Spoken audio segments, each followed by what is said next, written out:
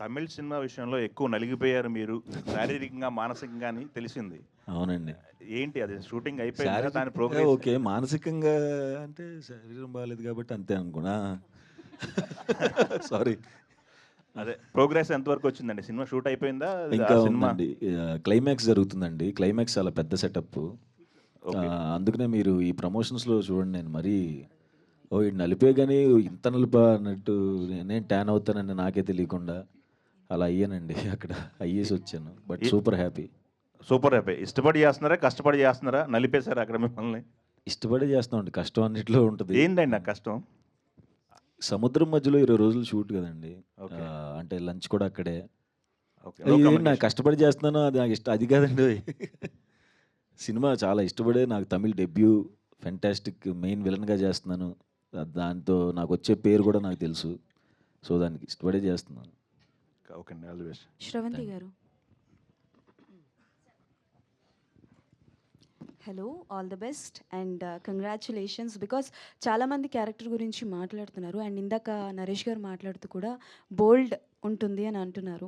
So నాకు తెలిసి 70mm స్క్రీన్లో మేము మిమ్మల్ని చూడడం first time and that to bold character అని అంటున్నారు. బట్ ఈ క్యారెక్టర్ రిలీజ్ అయిన తర్వాత పాజిటివ్ అయితే ఇట్స్ వెరీ హ్యాపీ. బోల్డ్‌తో పాటు బోల్డ్ అండ్ బ్యూటిఫుల్ క్యారెక్టర్ ఇది.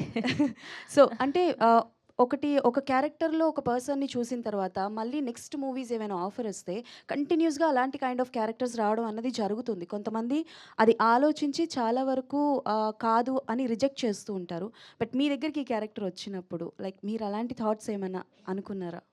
అస్సలు నాకు 1% కూడా అది రాలేదండి మైండ్‌లో ఎప్పుడూ కూడా. నాకు తెలిసి ముందు అలా ఉండేదేమో అండి. ఒకసారి పోలీస్ క్యారెక్టర్‌లేస్తే వాళ్ళకి పోలీస్ పాత్రలే రావడం. ఆర్ ఎల్స్ విలన్‌గా చేస్తే వాళ్ళు విలన్‌గానే కనిపించడం. ఇప్పుడు సినారియోస్ మారిపోయాయి. ఇప్పుడు చూసే జనాల పర్స్పెక్టివ్ కూడా మారిపోయింది. ఇప్పుడు అనసూయ గారు రంగమ్మత్త క్యారెక్టర్ చేశాక దాని తర్వాత ఎంత డిఫరెంట్ క్యారెక్టర్స్ చేశారు. జస్ట్ ఎగ్జాంపుల్ చెప్తున్నా. అలా ఏమి ఉండదండి. Yeah! Okay then all the best. Shivani గారు. యాహ్! హలో అండి. First of all congratulations to whole team. చాలా టీజర్‌ల కాడి నుంచి, గ్లిమ్స్ కాడి నుంచి చూస్తే ప్రతీదీ అట్రాక్ట్ చేస్తూ ఉంది. అయితే మీ పరంగా చూసుకుంటే సుహాస్ గారితో ఇది సెకండ్ ఫిలిం. ఫస్ట్ సినిమా ఎలా హిట్ కొట్టారో, మరి ఈ సినిమాతోటి ఎంత కాన్ఫిడెంట్‌గా ఉన్నారు? ఇంటర్వ్యూస్ అన్నీ చూసాము. చాలా హిలేరియస్‌గా ఉన్నాయి. మీరు ఈసారి బాగా ఎంజాయ్ చేస్తూ ఇచ్చినటువంటి ఇంటర్వ్యూస్ చాలా చూసాము. So, are you little tensed ఏమన్నా ఉందా? లేదంటే సూపర్ కాన్ఫిడెంట్‌గా ఉన్నారా? లేదు, నిన్నటి దాకా ఉండే అండి. కానీ ఈరోజు ఎందుకో ఏదో జోష్ వచ్చేసింది ఫుల్. అంటే ఎంటైర్ టీమ్ అందరూ కూడా చాలా కాన్ఫిడెంట్‌గా ఉన్నారు. ఐ థింక్ మీరు సినిమా చూస్తే మీకు అర్థమైపోతది మా కాన్ఫిడెన్స్ ఎందుకు అంత హై ఉందో అని.